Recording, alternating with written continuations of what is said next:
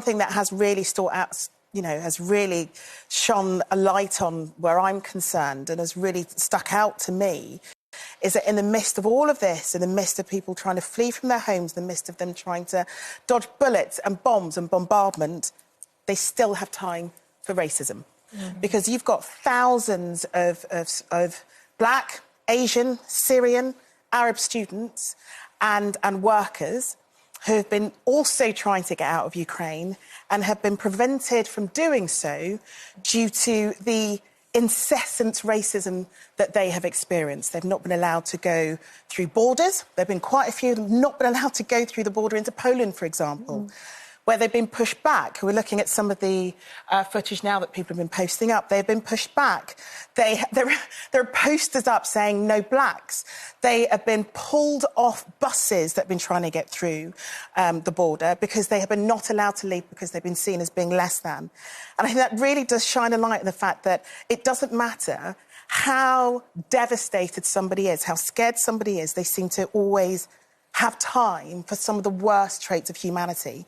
And there are British students as well. There's a black British student called Corinne Skye who's been tweeting over the past week of her desperate travels, her desperation to try and get out of Ukraine and get back home to here, and has been fought back by Ukrainian troops, have been pushed back by Ukrainian people who do not feel, who believe that the black people need to be at the back of the bus. Essentially, that's what we're talking about here. And I just think that my heart really does go out to the Ukrainian people and those who are in those bordering countries who are doing all they can to try and help them, but will not help anybody whose skin is darker. And I think that's a very clear reflection of what it is that the world is dealing with. And this isn't just in Ukraine.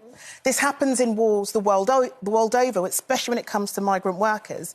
The difference, I think, this time is it's a younger demographic who are used to posting on TikTok, on Twitter, on Facebook, and they're telling their story. And I really hope that people understand when we talk about things like...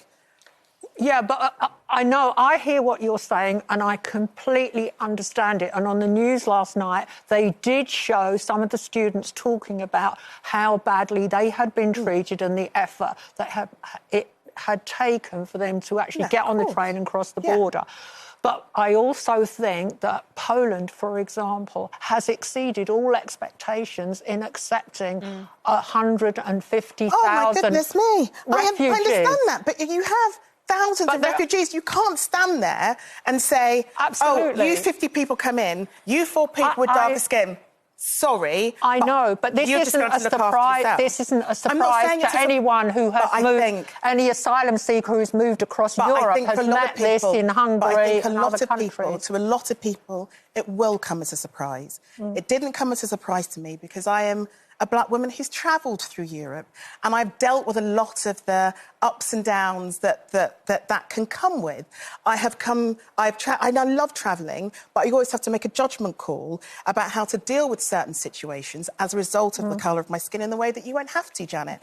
So I think, yes, it does happen, but this has really shone a light in a way that perhaps, a lot of people watch this programme may well not realise just how difficult it can be. Well, I think if they watch the documentary about the family that crossed all the way from Syria right across Europe last year, which was like an award-winning documentary, everybody realises that anyway, but all the Eastern European borders are places that are fraught with all sorts of tension. I think it's easy, as, we're both journalists, I think it's easy for us to say everybody knows.